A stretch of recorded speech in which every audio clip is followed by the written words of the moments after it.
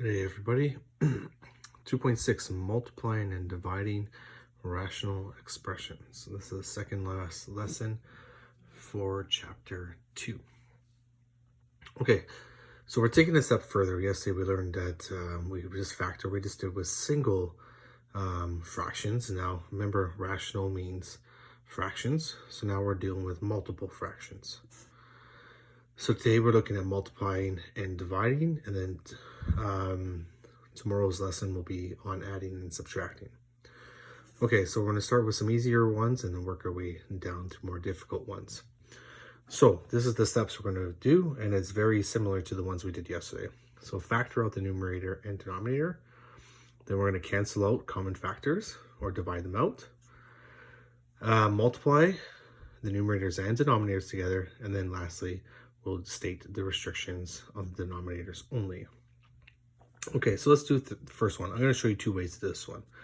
So right now, we can't factor anything from each one because they're just single terms. So I'm going to do one way and then show you another way. So what we're going to do is just multiply. And when we're multiplying, we are multiplying the numerators together and then the denominators together. Okay, so we have 3 times 10, which is 30. A cubed, and b cubed. Divided by, now we multiply the denominators together, and we get 18. So 2 times 9 is 18. A squared, b squared. Okay, now from what you learned in grade 9, we are going to divide. Okay, so the numbers we're going to do normally. Okay, so imagine that this was just 30 over 18. Okay, then we'll do the a's together and the b's together.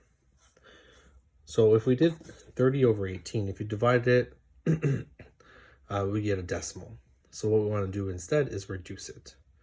So if you divide each one by 3, you get, we each divide by 6. We divide by 6, so 30 divided by 6 will give you 5. And 18 divided by 6 will give you 3. So we have 5 over 3. And now we're dividing terms with this same base. And if we're dividing, we subtract the exponents. So a3 divided by a squared.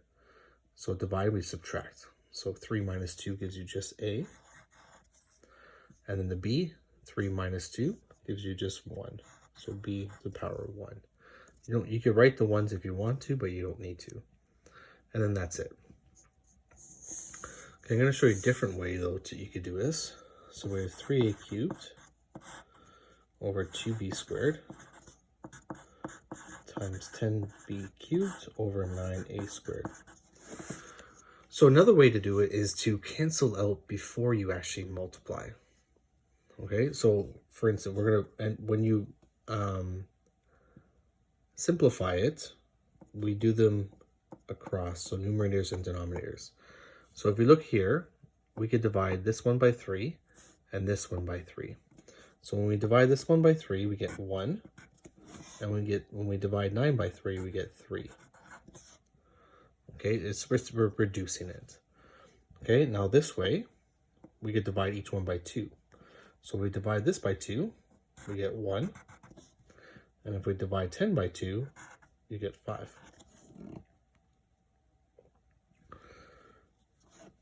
Okay, and then we could also cross off the a's.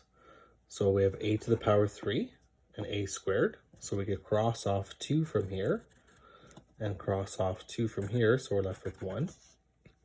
And the b is the same way. B squared, we cross it off. And then we're going to take 2 from here and left with 1. So this will just take one step. So we have 1 times 5, which is 5.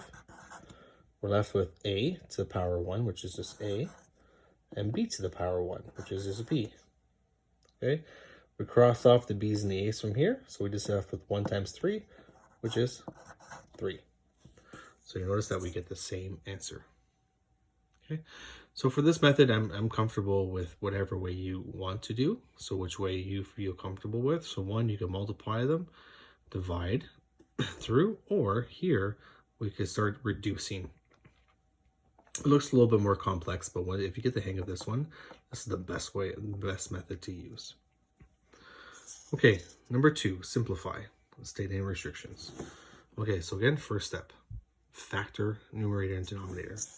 Okay, so factoring x squared plus x minus 6. So I'm just going to do this one quickly. So if you break down the x squared, you get x and x. If you break down the -6, you get 3 and 2. Okay, but one of them has to be a negative, and we have to get to a positive 1. So we'll make the -2, make the 2 negative. If you cross multiply, you get 3x, and -2x. 3 minus 2 is 1x. The x matches the middle number, so that means we factored correctly. So we have x plus 3 as the first bracket, x minus 2 is the second bracket. So x plus 3 and x minus.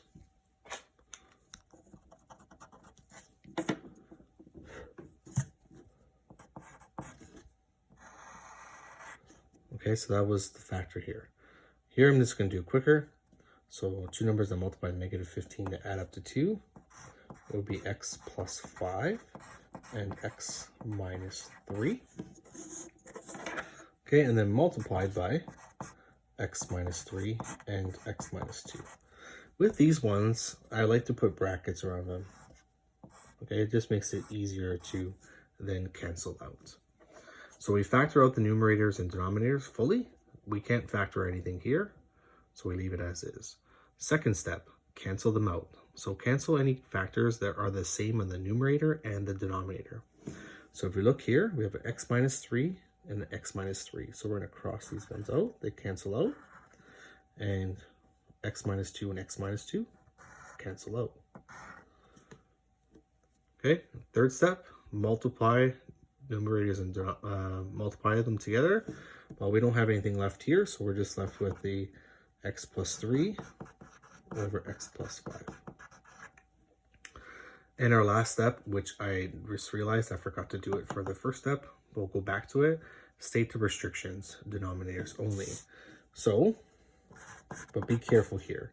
So we want to say what x cannot be, and it's whatever makes the denominator 0. But we're not going to go from the final answer. We have to go through this step here. Okay, so if we plug what would make this 0 would be -5. So x cannot be -5. What will make this term, this binomial 0, would be +3. And lastly, what would make this 0 would be a +2. So x cannot be -5, 3, or 2. Okay, I'm just going to go back to this one here.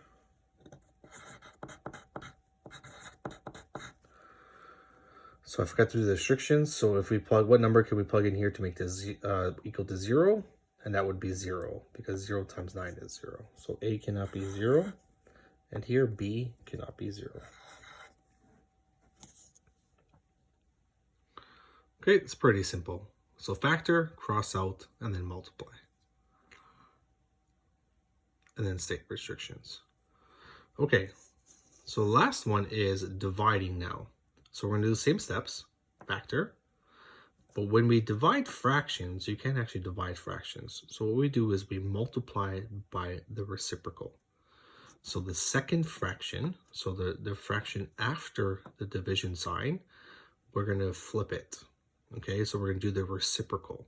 The reciprocal means to flip this. Okay, but I'm not going to flip it right away. What I'm going to do is factor first. Okay, then I'm going to flip it and change the division to multiplication, cancel out, multiply, and then state the restrictions. So the only extra step here is this here, is to change the division into multiplication. Okay, so I'm going to factor the first one. So two numbers that multiply to -20 that add up to -1. So that would be -5 and +4. Okay, so do the cross method. I can do this one in my head. Okay, denominator. So we always look for a greatest common factor. So this one we could factor out an x. So we're left with x minus 6. So factor out an x from each of them. divide. Okay, so here are two numbers that multiply at 20 that add up to positive 9, which would be x plus 5 and x plus 4. And lastly, two numbers that multiply to 36 that add up to negative 12 would be negative 6 and negative 6.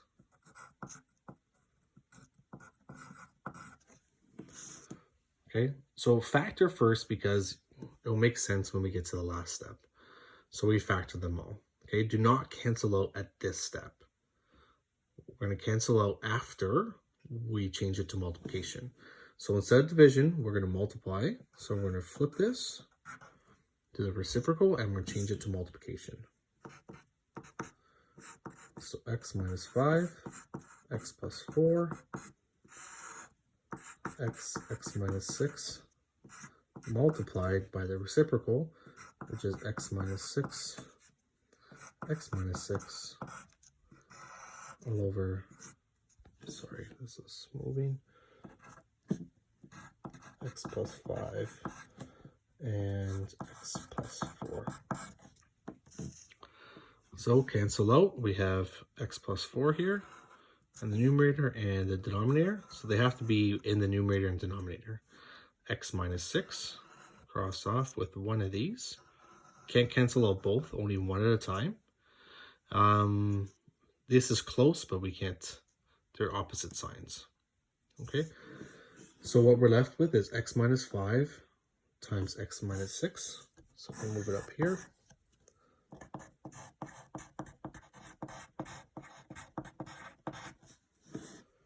And on the in the denominator, x and x plus 5.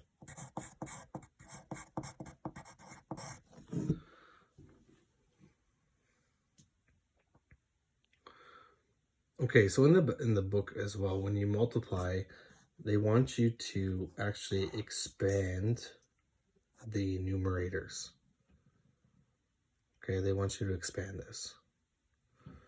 So when we FOIL it and simplify, actually I'm going to double check it, but for now, multiply it. Actually, you know what? Leave it as it is. Leave it as it is. So x minus 5 times x minus 6 all over x times x plus 5. Okay, so we factor the numerators denominators. We flip the second fraction, which is the reciprocal, change the division to a multiplication. We canceled out the terms, so we canceled out here. Multiply the numerators and denominators, which gives us to this step. And lastly, state any restrictions. But this case, it's for the denominators and the second fraction's numerators because it becomes a denominator. Okay, so what that means is at this step, we're going to see what makes this a 0, the denominator here and here, but as well as the numerator here, because this one flips and becomes a denominator. So restrictions here, here, and then this numerator only for the second fraction because it flips to the bottom. So here, x can't be, in this case, 0. X can equal 0. X cannot be 6 here. And mine are going to be out of order. Negative 6, so 6 and 6 as well for this one. So we don't have to write it again, so it's just 6. And then this one becomes the denominator. So negative 5, if you plug in here, we'll make this 0. So negative 5 and negative 4.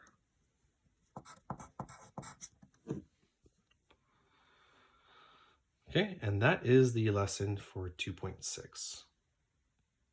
Okay, so it's a lot of factoring, especially when you get to even more fractions. I think some of the questions in the textbook might have 3 or 4 fractions, but we're still doing the same steps. Okay, homework here. Oops, it got cut off. So page 121. Page 121, 1 to 9. So So page 121, numbers 1 to 9 and 13. All right, see you guys tomorrow. Take care.